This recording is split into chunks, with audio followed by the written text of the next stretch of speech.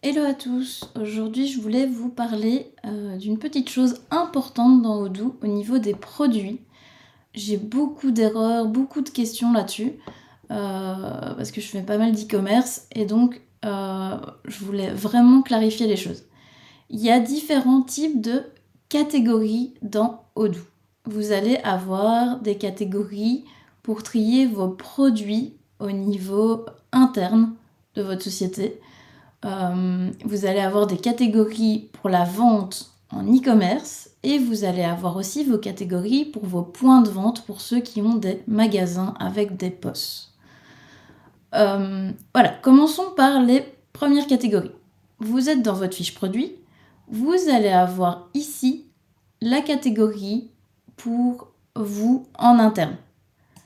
Vous allez pouvoir mettre une catégorie et des sous-catégories, des catégories parentes, etc. Ça, je vous conseille de bien définir ça au départ. Ça va vous permettre, vous, de retrouver vos produits en interne et de bien les classer.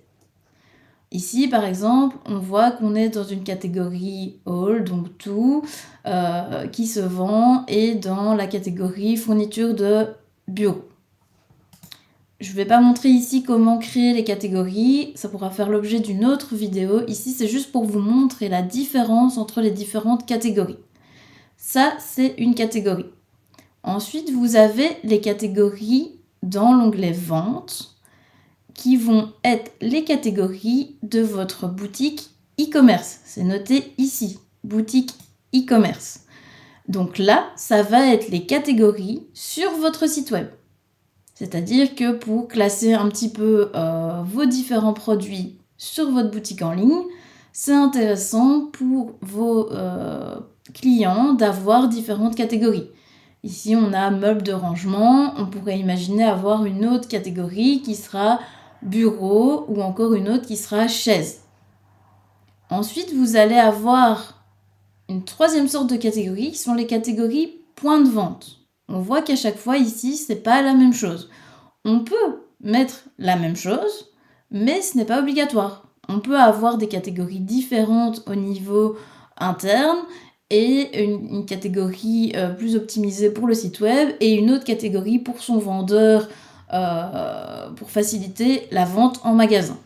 Donc ici par exemple, notre armoire avec des portes, elle est dans la catégorie diverses au niveau du point de vente. Donc ça, quand la personne qui est dans votre shop va vendre les produits, elle va avoir une catégorie diverse sur sa tablette ou sur son ordinateur et l'armoire sera dans cette catégorie divers. Voilà, j'espère que c'est assez clair et que ça vous aidera pour la suite parce que c'est vraiment important et je sais qu'il y a beaucoup d'erreurs là-dessus. Parfois, les clients vont encoder tout au niveau des catégories internes en pensant que ça va se mettre directement dans les catégories de vente ou dans les catégories du point de vente.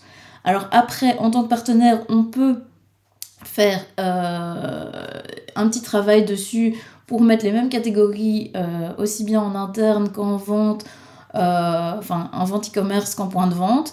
Après, ce que vous devez savoir, c'est qu'en e-commerce, vous allez aussi pouvoir mettre vos produits dans plusieurs catégories. Donc, par exemple, ici, on pourrait la mettre dans meubles de rangement et bureau. Donc, c'est pas la même chose que la catégorie interne qui, elle, va être unique. Voilà, j'espère que ça vous aura aidé. Bonne journée à tous!